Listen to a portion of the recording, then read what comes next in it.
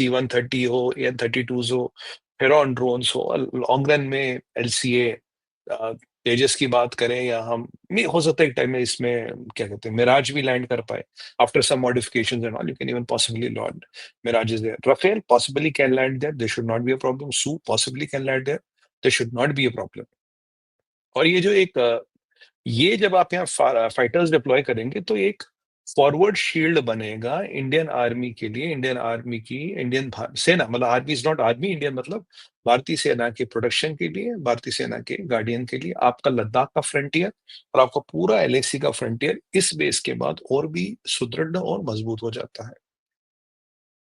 आपको अगर आप इस एयरबेस पे ड्रोन सर्वेलेंस रखना चाहते हैं, 24/7 रख सकते हैं, आप सेंसर सर्वेलेंस रखना चाहें, आप जिस तरह का सर्वेलेंस और जिस तरह अवैक्स डिप्लॉय करना चाहे लॉन्ग रन में, this is a possibility which can do. ये यूएवी स्ट्राइक बेस हो सकता है। और push comes to shove, if Monday you have a plan to take excision, this will be a very important asset to have in that day. ये airbase बहुत important asset होगा जिस दिन आपका मन होगा कि भाई अब एक्साइजन का नंबर आ गया। देखो आएगा तो उसका भी नंबर ना एक दिन, तो उसके लिए एक वो तैयारी करनी पड़ेगी। और काफी लोगों का मानना है कि इस पे आप, इस एयरबेस से आप चाइना के लॉजिस्टिक्स को, जो लॉजिस्टिक सप्लाईज है इन हायर इन 3 पीएलए के बेसिस को, इसको काटने में this airbase can be very very important. Long run में हो सकता है कभी एक क्वाड का मिलिट्री चार्टर लिखा जाए। अगर क्वाड का कभी मिलिट्री चार्टर लिखा जाएगा तो ये एयरबेस एक बहुत बड़ा एसेट उस मिलिट्री चार्टर का होगा। और आपकी जो डिपेंडेंस अभी है, हमारी अभी डिपेंडेंस कहाँ रहती है? हमारी डिपेंडेंस रहती है लेह पे, हमारी डिपेंडेंस बहुत है श्रीनगर पे। ऐसी एयरबेस हो या इस नियोम एयरबेस आने के बाद लेह पे और श्रीनगर पे डिपेंडेंस आपकी घट जाती है। वैसे भी आप जानते हैं अब लद्दाख तक तो हम ऑल वेदर रोड बना रहे हैं, हम कई सारे रोड्स बना रहे हैं। पहले वो रोड बंद बंद करने का सिस्टम खत्म हो गया। जो मोदी सरकार ने रोड्स बनाने का, बॉर्डर का इंफ्रास्ट्रक्चर डेवलप करने का काम किया, मुझे नहीं लगता ऐसा किसी सरकार ने किया है या कोई सरकार अब तक ऐसी है जिसने इस दिशा में सोचा भी हो।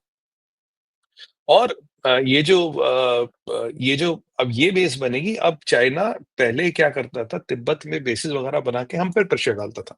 अब जब से हमने ये बेस बनाया, हम चीनियों पे प्रेशर डाल रहे हो। Now we are turning the tables, we are pushing putting pressure on China. और मैं आपको कह रहा हूँ ना, और वक्त की बात है ये आकाश प्राइम, क्योंकि आकाश प्राइम आपने 15,000 स्पीड पे तो टेस्ट कर ही लिया।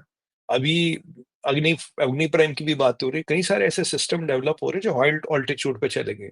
आकाश प्राइम तो आप डेफिनेटली डिप्लॉय कर सकते हो यहाँ पे, आप यहाँ एवैक्स डिप्लॉय कर सकते हो, आप यहाँ काफी चीजें डिप्लॉय कर सकते हो जो देश की सुरक्षा और जो देश का एक कवच है वो ओवरऑल मजबूत बनता है। और देखिए बीआरओ वालों को बहुत बहुत साधुवाद, बहुत धन्यवाद। इन इतनी हाइट पे जाके काम करना और इन चीजों को बनाना आसान नहीं है।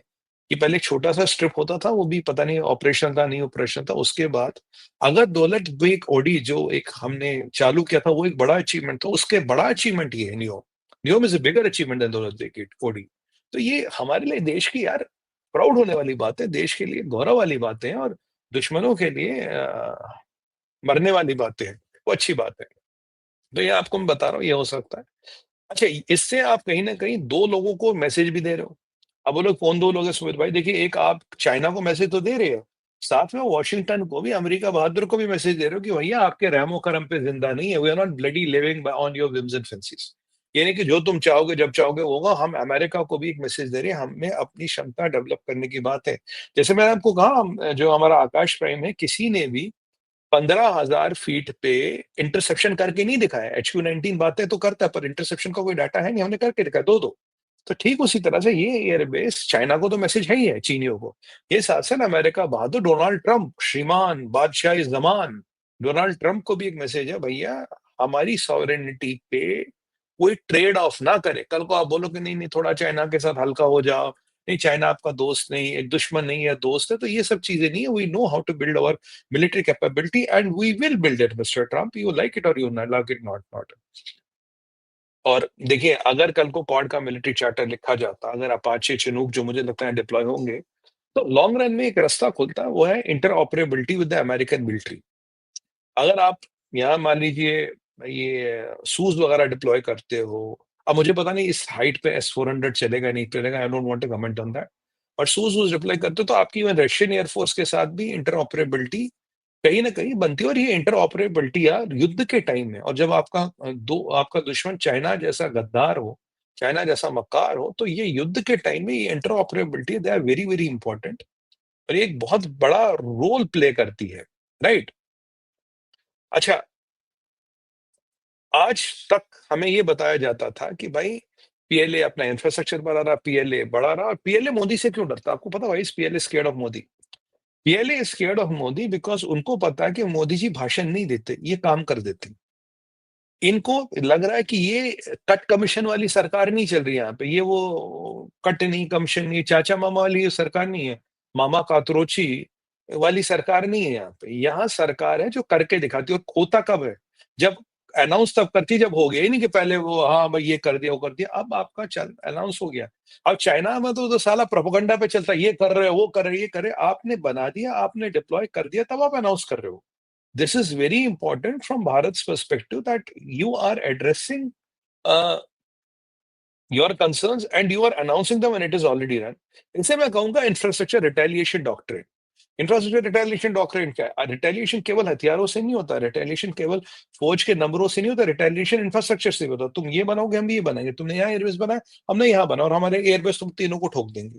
तो ये इंफ्रास्ट्रक्चर जो रिटेलिएशन डॉक्ट्रिन है, ये जरूरी है क्योंकि ऐसा माना जाता था, ऐसे हमारी यहाँ भ्रांतियां फैलाई थी, चाइना का बड़ा तगड़ा इंफ्रास्ट्रक्चर है जी, चाइना ये कर सकता, भारत नहीं कर सकता, चाइना बड़े ऊंचाई पे कंस्ट्रक्शन, वो बड़ा ग्लास ब्रिज बना दिया, वो टावर बना दिया, वो पेड़ बना दिया, वो पौधा बना दिया, वो ग्लास हाउस बना दिया। मतलब ये फर्जीवाड़ा चाइना को लेके बड़ा चलता था, बट ये भारत एक इंफ्रास्ट्रक्चर रिटेलिएशन कर रहा है, ये बड़ी इंपॉर्टेंट है। देखो अभी अब पाकिस्तानी बैठे हैं, देखो अभी इनकी जल रही होगी, जल रही है ना तुम्हारी पाकिस्तानी में, जल रही है ना तुम्हारी। अबे भैया तुम्हारे लिए तो हमने बहुत व्यवस्था करी, रात को जो मैं वीडियो करने बनाने वाला हूँ, साढ़े 11:15 11:30 करीब, वो जरूर देख लेना, क्योंकि तुम्हारी उसको देख के और भी जलेगी। जरूर आना, जरूर आना, क्योंकि तुम्हारी उसको देख के और भी जलेगी। मैं तुम्हें रोज जलाने का मसाला लाता हूँ, तुम्हारे जख्मों पे नमक छिड़कने में बड़ा बड़ा मजा आता पाकिस्तानियों को। क्या करें, भारत है ना, दिल में है हमारे, भारत माता के बच्चे हैं और जहादियों के साथ तो ऐसे ही होना चाहिए ना। नहीं छोड़ो ही नहीं यार, ये कॉकरोचों को, कॉकरोच किसको कहा भाई साहब पूछ रहे? अरे पाकिस्तानियों का कहा भाई साहब, किसको कहा कॉकरोच? कल तो चींटी कहा था, कल चींटी थे आज कॉकरोच के लिए, प्रमोशन हो गया, चल भाई प्रमोशन हो गया तुम्हारा, कल तक तुम चींटी थे आज कॉकरोच बन गए। चलो ठीक है, good good good good good. अच्छा, अब जो ये एयरबेस है, ये एक declaration of permanent presence in Himalaya आपकी, ये अगेन कंफ्यूज मत कीजिएगा, it's not a temporary landing strip on, it's a permanent presence in Himalayas. अच्छा, लोग कहेंगे, लोग मुझे पूछेंगे, आपने कहा जी 15,000 फीट पे ऑक्सीजन की मात्रा कम होती, हवा पतली होती है। हाँ, हवा पतली होती है, ऑक्सीजन की मात्रा जरूर कम होती, पर भारत और भारतीय सैनिक का जो रिजॉल्व होता है ना, जो उसका मोराल होता है, जो उसकी मातृभूमि के तरफ प्रति उसकी श्रद्धा होती है, उतनी ही गाढ़ी हो जाती है। हवा पतली होती है पर हमारी श्रद्धा, हमारा खून उतना गाढ़ा हो जाता है।